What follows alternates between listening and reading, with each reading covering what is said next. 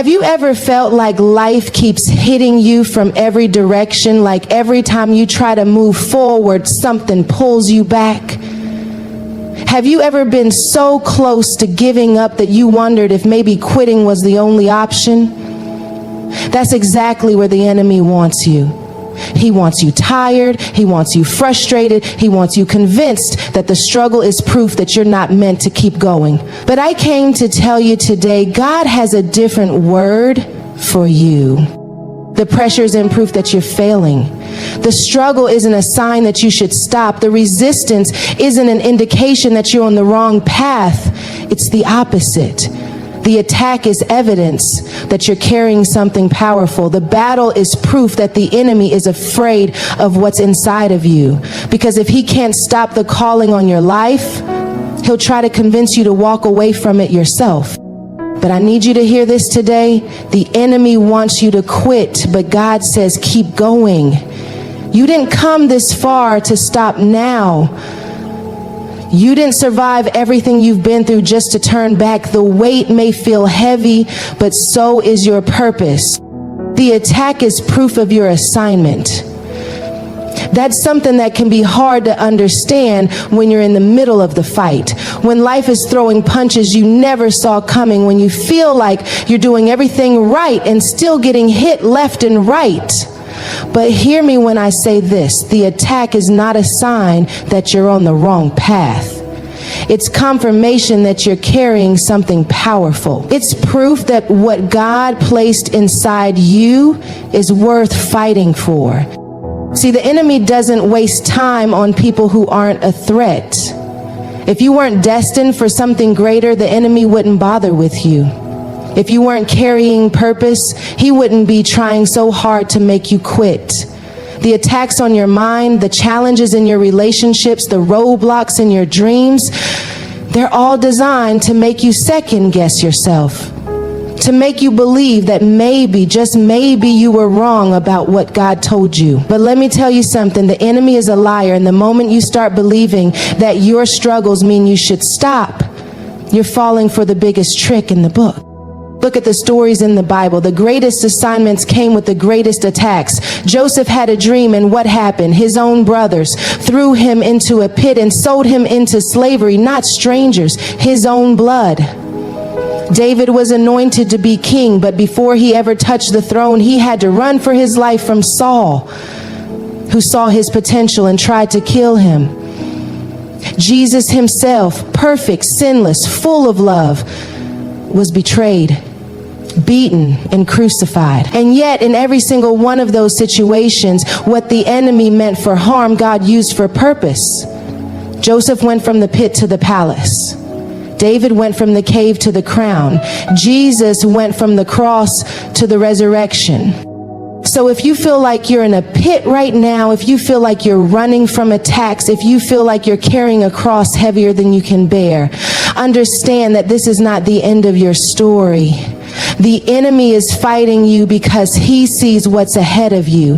He sees the doors God is about to open, the people you're about to impact, the generational curses you're about to break. And he knows that if you keep going, if you refuse to back down, if you stand firm in your faith, there is nothing he can do to stop what God has already set in motion. That's why the pressure feels so intense. That's why the warfare feels relentless, because you are stepping into something greater, and greater assignments attract greater attacks. The enemy's job is to make you believe that the fight isn't worth it, that maybe you misheard God, that maybe you're not strong enough, not smart enough, not worthy enough to carry what's been placed inside you. But let me remind you, God does not make mistakes. He didn't choose you by accident. He didn't call you by mistake. He saw every weakness, every insecurity, every flaw, and still he said, you are the one I want for this. So don't let the attacks convince you that you should quit. Let them confirm that you're on the right track, because the enemy does not fight people who aren't going anywhere. He fights those who are about to step into something that will shake the kingdom of darkness. He fights those who are about to set captives free, break strongholds, shift atmospheres, and change lives. And that's you. You are chosen, you are assigned, you are anointed, and the attack is not assigned to stop. It's assigned to keep going. The enemy feeds on your doubt. He doesn't need to take your strength, your talent, or your opportunities. He just needs to plant a seed of doubt in your mind and watch it grow, because once doubt takes root, it does the enemy's job for him. Doubt is subtle. It doesn't always show up as full-blown fear or outright discouragement. Sometimes it's just a whisper in the back of your mind that says, are you sure you're called to this? Are you sure you're strong enough? What if you fail? What if you're not enough? And if you entertain that whisper long enough, it starts shaping your decisions. It starts making you hesitate, second guess, and even walk away from things God has already equipped you for. Doubt is dangerous because it doesn't just challenge what you believe about yourself.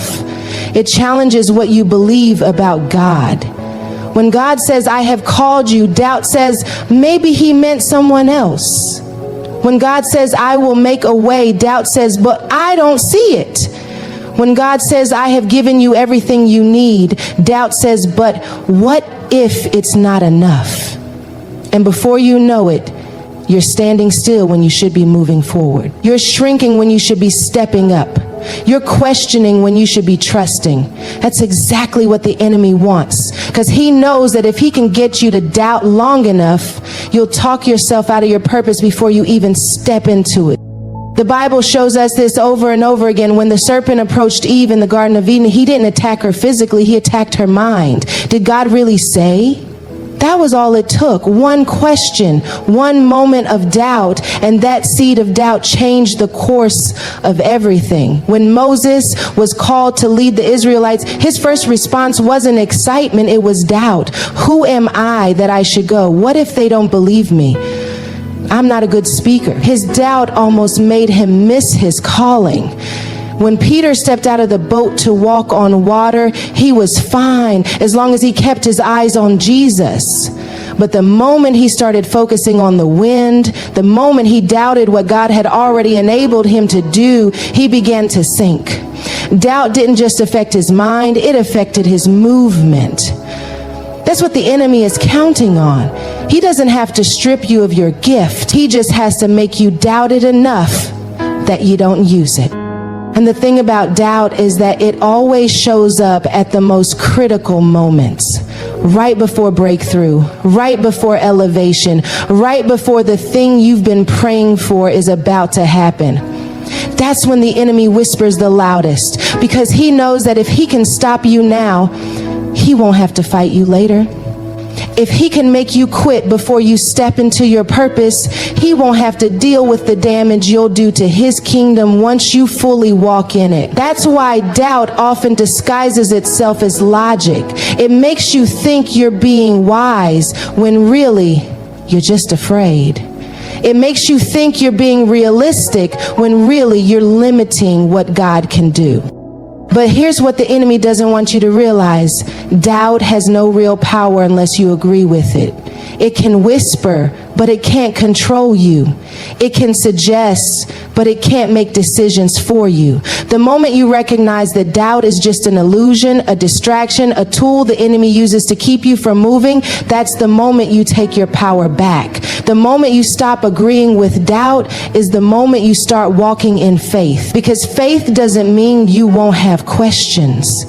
Faith means you trust God even when you don't have all the answers. Faith means you keep moving even when doubt tries to hold you back. The enemy feeds on your doubt, but the second you stop feeding him, he starves.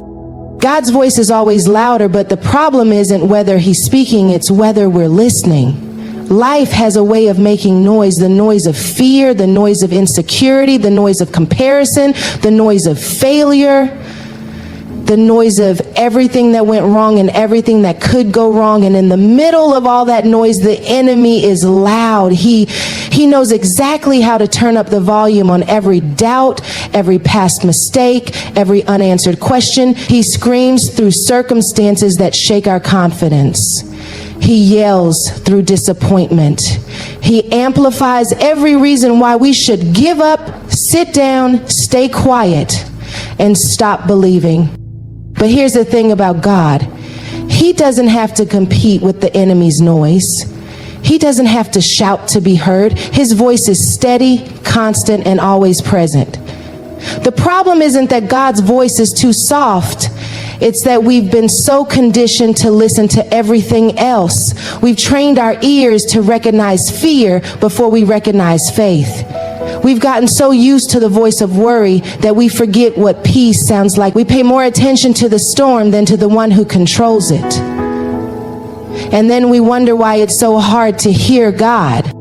When Elijah stood on the mountain waiting to hear from God, a mighty wind tore through the rocks. But God wasn't in the wind. Then an earthquake shook the ground. But God wasn't in the earthquake. Then a fire blazed through, but God wasn't in the fire either. After all that, a gentle whisper came, and that's where God was. Not through chaos, not through noise, not through the loudest voice in the room, but through a whisper that requires us to be still, to lean in, to shut out the distractions and listen. Because when God speaks, it's never just noise. It's truth, it's instruction, it's life-changing. The enemy will always be louder in volume, but God will always be louder in power. The enemy shouts accusations, but God declares identity. The enemy screams condemnation, but God speaks redemption. The enemy yells fear, but God whispers, "Do not be afraid, for I am with you." The enemy says, "You're not enough," but God says, "My grace is sufficient." The enemy says, "You can't do this," but God says, "I have already gone before you." The problem isn't that God isn't speaking, it's that we've given too much authority to voices that were never meant to lead us. Think about Peter.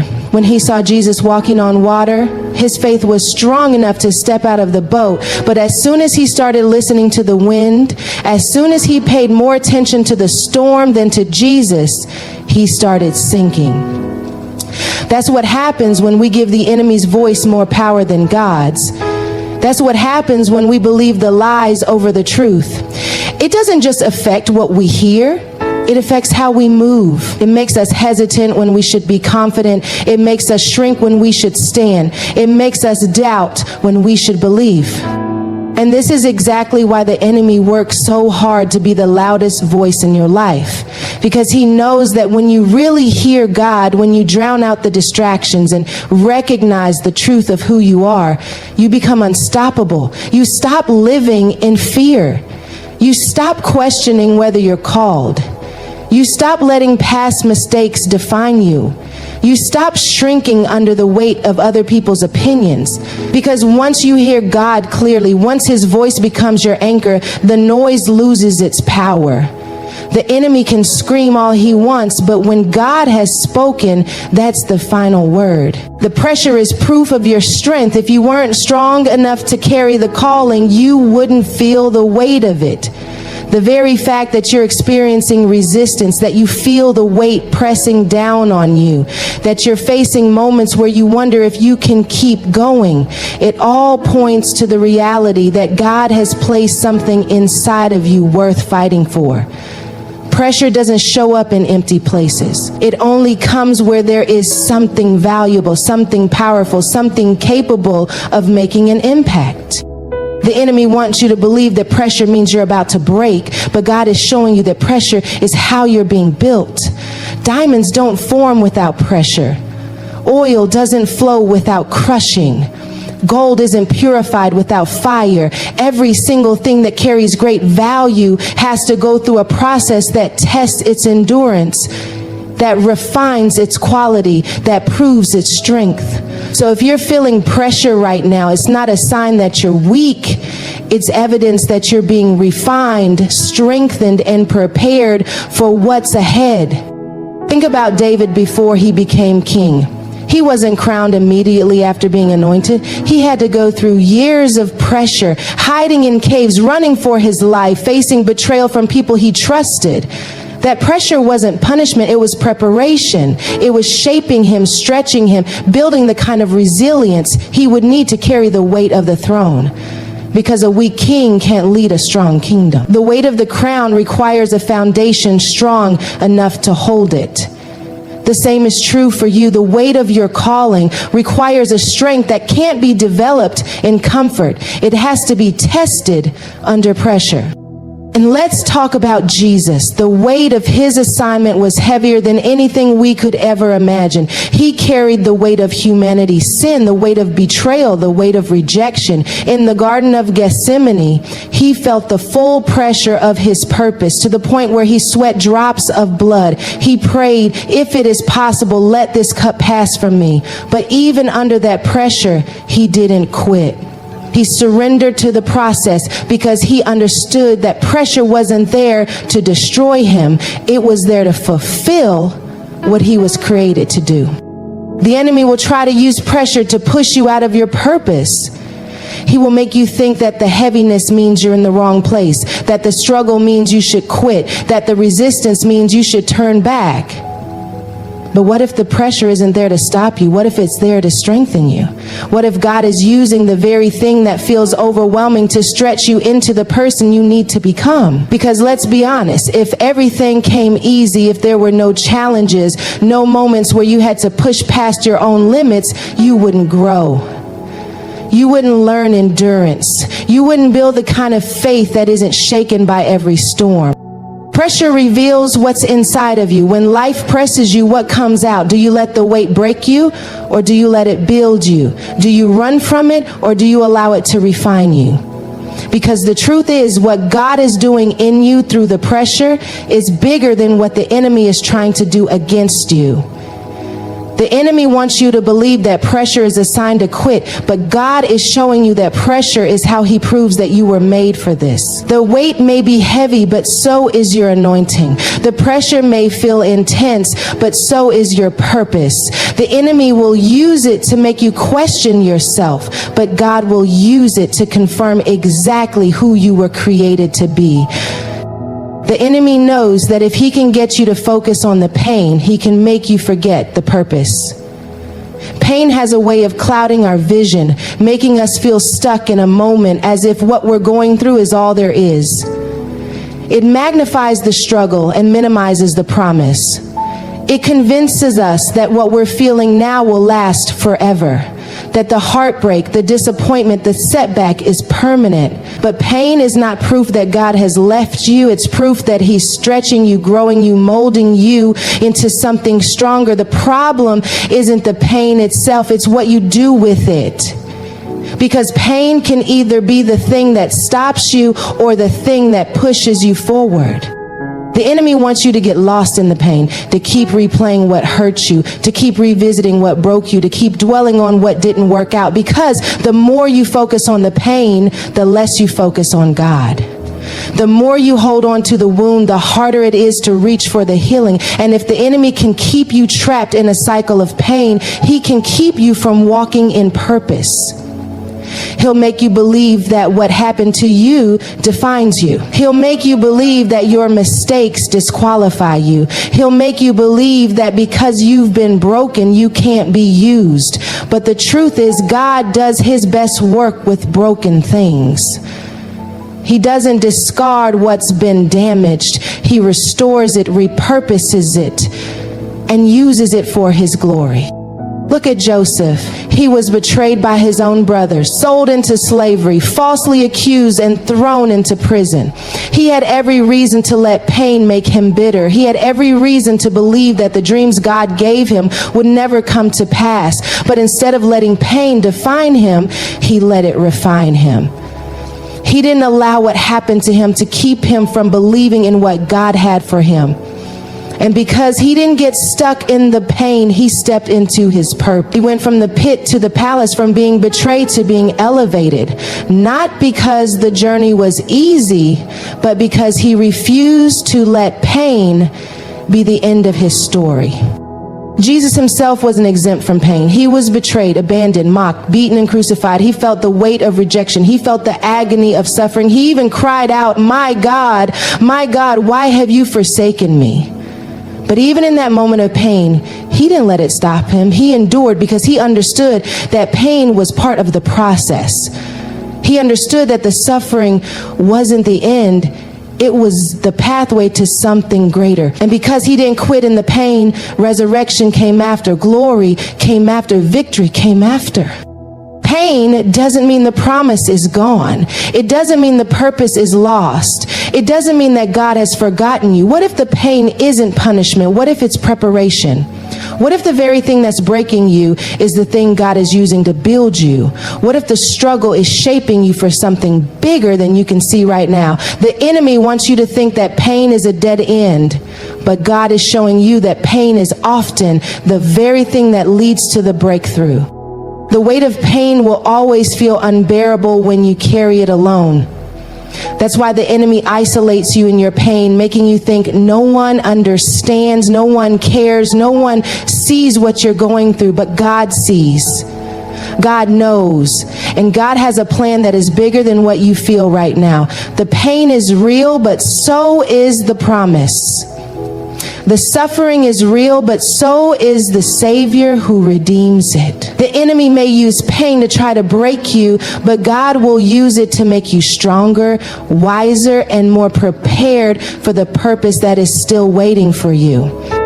Your survival is proof that God is not finished with you. Every battle you've faced, every storm you've walked through, every attack that should have taken you out, none of it was enough to stop God's plan for your life. The enemy has tried everything to break you, to discourage you, to make you believe that you are too wounded, too flawed, too tired to keep going. But the fact that you're still here, still standing, still pushing forward is evidence that what God placed inside of you is greater than what has come against you. The attacks didn't work. The depression didn't win. The fear didn't paralyze you. The heartbreak didn't destroy you. You may have scars, you may have wounds that are still healing, but you are living proof that no weapon formed against you has prospered. The enemy never fights anything that isn't a threat.